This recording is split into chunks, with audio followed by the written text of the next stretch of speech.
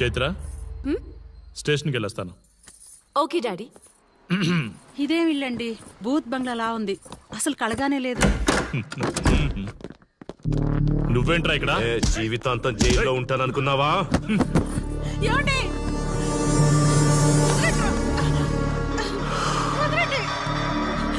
నీ ఇంట్లో అసలు అందమే లేదురా. రేయ్, ఏంట్రా వాగుతున్నావు? డాడీ చైత్ర, డాడీని వదలండి, వదలండి, వదలండి. ఒక్క నిమిషం ముందు అబద్ధం చెప్పాన్రా. అందమంతా నీ ఇంట్లోనే ఉంది. ఎవరికెంత కసుందో తీర్చుకొని వచ్చేయండి.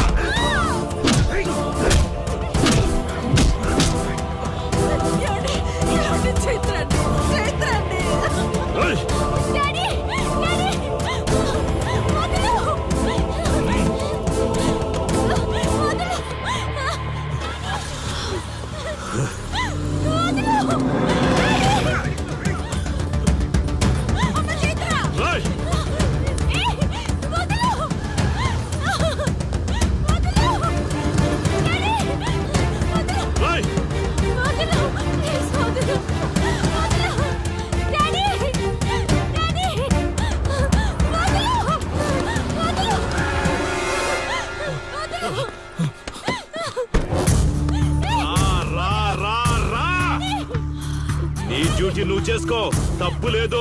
నా పెళ్ళాం కేసులో వేలు పెట్టి నా గురించి తెలుసుకోకుండా ఈ ఊర్లో అడుగు పెట్టి నేనంటే భయపడే ఈ జనం ముందు నా మీద చెయ్యి వేశావు, అది తప్పు. చూడు చూడు, నువ్వేం పోలీసోడివిరా? కిలోమీటర్ పరిగెత్తేసరికి ఒంట్లో ఓపిక చచ్చిపోయిందా?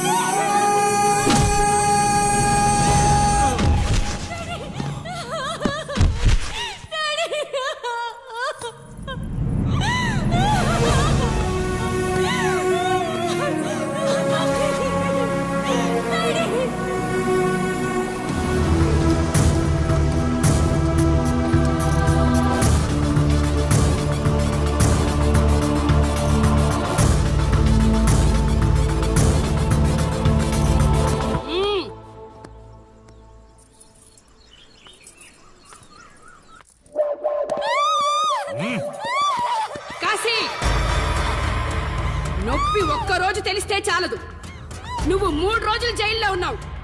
అది జీవితాంతం మన ఇంట్లో బందీగా ఉండాలి.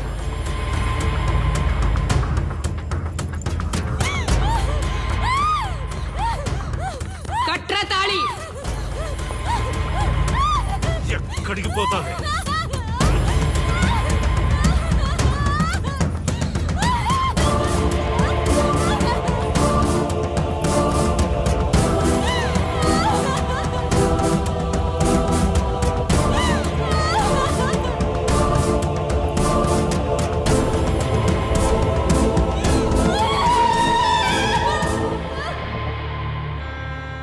ఆ దుర్మార్గుడి నుండి తప్పించుకుని నా దగ్గరకు వచ్చింది.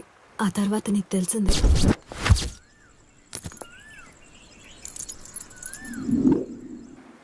ఇంతకీ ఏ ఊరన్నావు?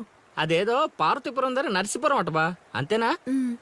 ఒరే శర్మ గారు, ప్రయాణానికి సిద్ధం చేయరా.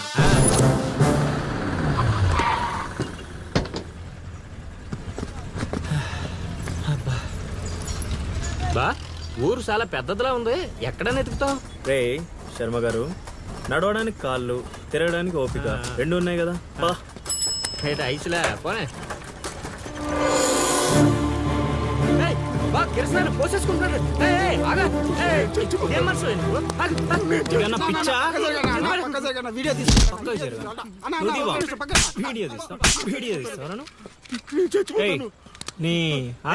మాట్లాడుతున్నాడు కదా, ఆగలేవా? అసలు నీ ప్రాబ్లం ఏంటి? చెప్తే ఆరుస్తారా తీరుస్తారా? నా సావు నన్ను సావనివ్వండి. అయ్యా చచ్చేదో చెప్పిసావు, మాకు క్లారిటీ ఏడ్చుద్ది. ఏరా నువ్వు పత్తి రైతువా? కాదు వరి రైతుని. వరికి పురుగు పట్టిందా? కాదు, పంట కూడా బానే పండింది, డబ్బు కూడా చేతికొచ్చింది. పంట పండితే పండగ చేసుకోవాలి. ఈ సావులేంట్రా? బావా నువ్వు డీల్ చేయి, నేను వెళ్ళి చైత్ర గురించి తెలుసుకొని వస్తాను. ఇప్పుడు చెప్పు అంకుల్, ఏంటి నీ ప్రాబ్లం? నేను కాడ అప్పు తీసుకున్నాను. డబ్బులు వచ్చాయన్నావు కదా, ఇచ్చేయి. ఇచ్చేద్దామని నేను అనుకున్నాను. ఆ. ఆడసలు పుచ్చుకోనే లేదు. ఎందుకు? వడ్డీ ఎక్కువైందా? వడ్డీ వాడు పక్కన ఉంచే. ఆడ అసలే వద్దన్నాడు. మంచిదేగా, డబ్బులు మిగిలాయి. ఆ, ఏటి మిగిలేది? సిక్కంతా ఇక్కడే ఉంది. ఊరు అమ్మోరు పండుగ మొదలై 3 రోజులు అయింది. అయితే ఏటైతే ఆడి దగ్గర అప్పు తీసుకున్న వాళ్ళందరి ఇంటి ముందుని రోజుకు ఒక డ్రామా వేస్తున్నాడు. అదిగో టెంట్ కూడా రెడీ అయిపోయినది. ఏంటేస్తే? అది నీకు టెంట్ లాగా ఉందా, నాకు పాళ్ళలాగా ఉంది. ఆ? అర్థం కాలేదా? రా చూద్దుగానే. అదిగో చూడు, ఇదిగో ఇది పరిస్థితి. నేను నీడింటి ముందు వేసినారు, ఇవాళ నా ఇంటి ముందు వేస్తున్నారు. ఏవే ఆ కిరసనాల డబ్బా అటుకురా. ఎవడరా బాబు, జనాలు సావక ముందనే సమాధులు ఎక్కిస్తున్నాడు. ఎందరెందరో మహానుభావులను పొట్టన పెట్టుకున్నావు శ్మశానమా, నీకు ఇసుమంతైనను జాలి లేదా? ఎన్నో ఏండ్లు గతించిపోయినవి కానీ ఈ శ్మశాన స్థలిం కన్నులు వచ్చిన మందభాగ్యుడు ఒక్కడైనను లేచిరాడు. ఎన్నాళ్ళ ఆహా హార్మోనియం పద్యం రక్తి కట్టే సమయంలో దగ్గి డిస్టర్బ్ చేసావు కదరా ఎద్దవ్వా. వంకెతకలేనమ్మా, డొంకెట్టుకు ఎలాడిందట. పద్యం మర్చిపోయినని ఒప్పుకోవచ్చు కదా. సాంఘిక నాటకాల హీరోయిన్ ఇంత గొప్ప హరిశ్చంద్ర నాటకములో నా పక్క చంద్రమతి వేషమంటే మాటలా, నాకే కౌంటరా? పద్మశ్రీ అయ్యగారు తాళాల దగ్గర ఇచ్చమంటారా? టైం కాదురా, నే చెప్తాగా. ముందా మంచినీళ్లు, గొంతు శృతి చేసుకోవాలి. గురుగారు, యాదవ సేతురం కాకపోతే రిహార్సల్స్ కూడా ఈ గెటప్లు ఏంటండి? ఒరే హార్మోనిస్టు, వేషం పడకపోతే పద్యానికి గొంతు పెగలదురా. మొదలెట్టండి.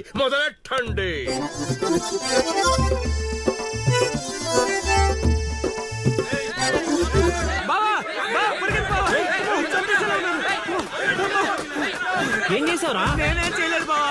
ఈ ఊళ్ళో చైత్ర అనే అమ్మాయి ఉంది, మీకు తెలుసా అని అడిగా. అంతే, చైత్ర అంటే చిత్ర అని వినిపించిందట. దాని పిల్లవద్దు బావా. సరే శర్మగా, నీ ఎంత పని చేశారా? చైత్రాన్ని చిత్ర అనుకుంటేనే 10 కిలోమీటర్లు పరిగెత్తించారు బావా. ఇంకా నయం, డైరెక్ట్ గా వెళ్ళి ఆ కాశీగాడిని అడగలేదు. కూర్చోబడిపోతుంది బావా. చైత్రను వెతికే రూట్ ఇది కాదురా. మరేంటో తమరే చెప్పండి బాబు. అమ్మా,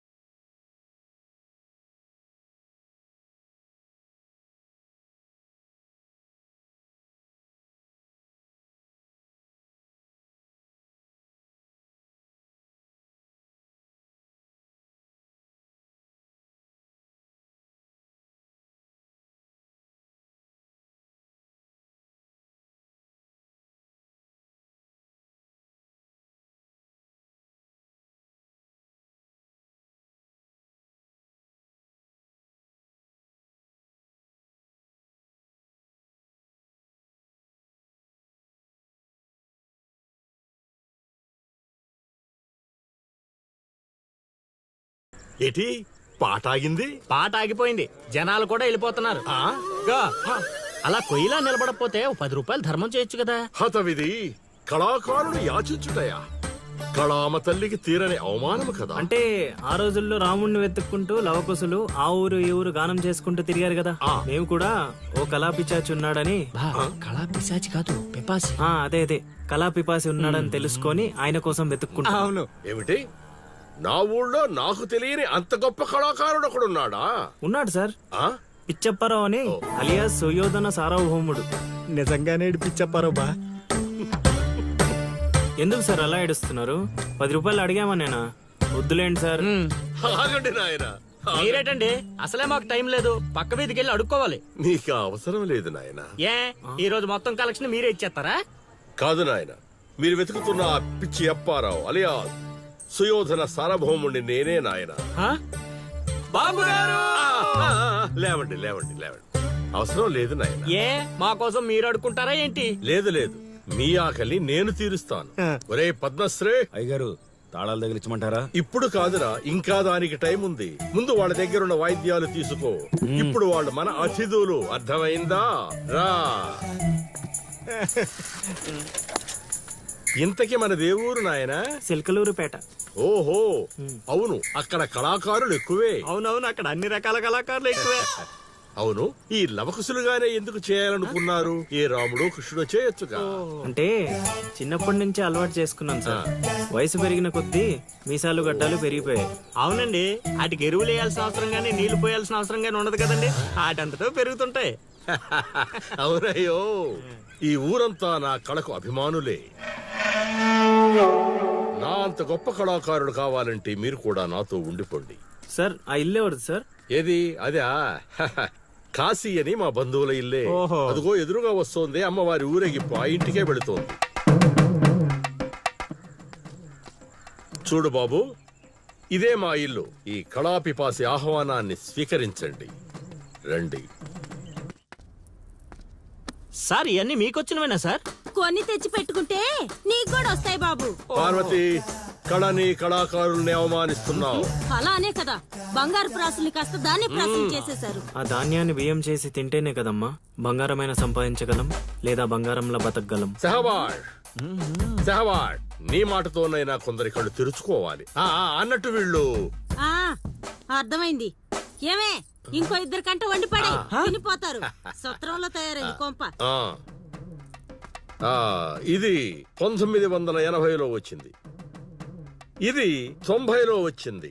సార్ ఇవన్నీ మనకొచ్చినవని చెప్పుకోకపోతే బతకలేం సార్.